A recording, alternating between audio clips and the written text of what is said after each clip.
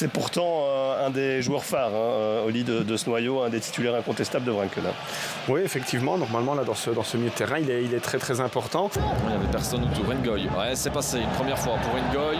Le centre en retrait, pas forcément hyper précis, c'est récupéré par Coles qui va tenter de loin et la barre transversale. Décidément, là aussi il y a des scénarios qui se répètent. Maintenant c'est celui de la barre transversale. Faisant passer la par Hendry, ouais.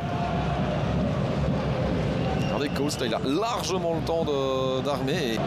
Pour Kerim Mrapti, Beck. Et il y a toujours de la présence ici, hein. Sur ces ballons-là, au niveau des centres, ils sont souvent repoussés, mais il y a toujours quelqu'un au niveau du milieu de terrain. Tout à l'heure, c'était Coles. Le second poteau, il n'y avait personne.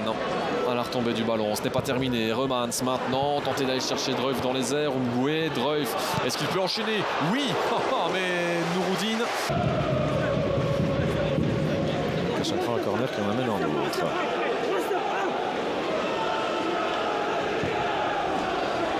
Oh, c'est bien donné, et c'est bien donné, et c'est dedans. Cette fois, Vinicius était bien placé. Ça s'était joué à quelques centimètres.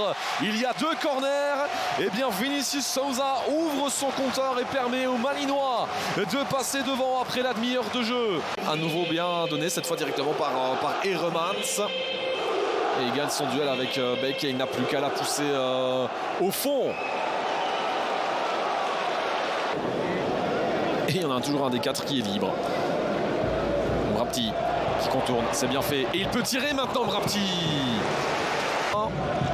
Malmö qui termine quand même assez bien cette première mi-temps. 1 minute de temps additionnel.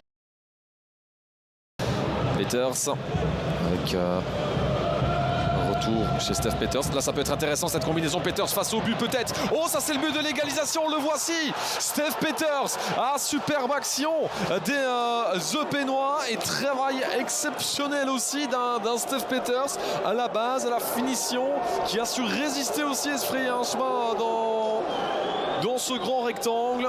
Deuxième mi-temps idéal pour Eupen qui revient au score. Le relais, personne autour de lui. Et puis là, bien, il se défait de Vinicius Souza qui peut pas non plus y mettre trop d'intensité et risquer le penalty. Cela dit, ben voilà, Peters l'a vu venir et n'avait plus qu'à la placer au fond en étant en 1 contre 1 avec Gaëtan Cook. Il a eu énormément d'espace. Umgoué. Et Remans. Allez, ça combine. On tente de maintenant se remettre dans une bonne disposition avec l'arrêt de Nouroudine.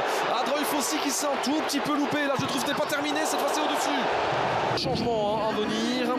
Avec Marian Schfed aussi qui va monter au jeu. Mais regardez ici, Dreuf qui, ok, il tire vraiment sur Nouroudine. Là, il peut mieux. Qui remplace Ignace Hendry sur le flanc gauche. Et ensuite, Leonardo Rocha, c'est pour remplacer. Le changement qui s'apprête à être effectué d'ici quelques instants du côté malinois. On se concentre sur ce qui se passe aux alentours du grand rectangle avec Niklas Storm. Et finalement, la tête. Mais a raison, parce que je pense que s'il ne touche pas ce ballon, Rocha n'a plus qu'à la mettre au fond derrière. Ou alors, Cook aurait dû réaliser un miracle. Et là, par contre, il ne peut pas se détendre pour détourner le ballon. Cette fois, il a été dévié par Emmanuel Agbadou. Et Eupen, à 6 minutes de la fin, surface arrêtée cette fois, prend l'avantage. Emmanuel Agbadou, de très haut niveau, on revoit Peters. Et Agbadou, qui empêche aussi Souza de sauter. Et qui la met au fond, hors de portée de Gaëtan Cook.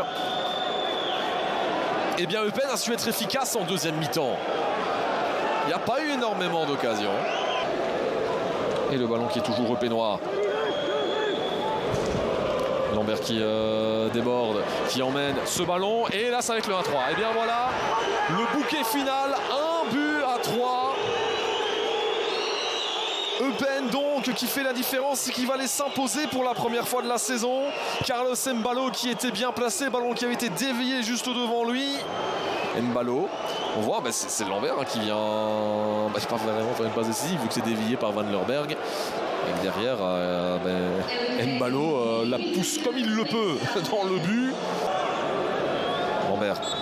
Les dernières secondes et surtout le coup de sifflet de Monsieur Diric et les huées et les sifflets immédiatement ici derrière les casernes.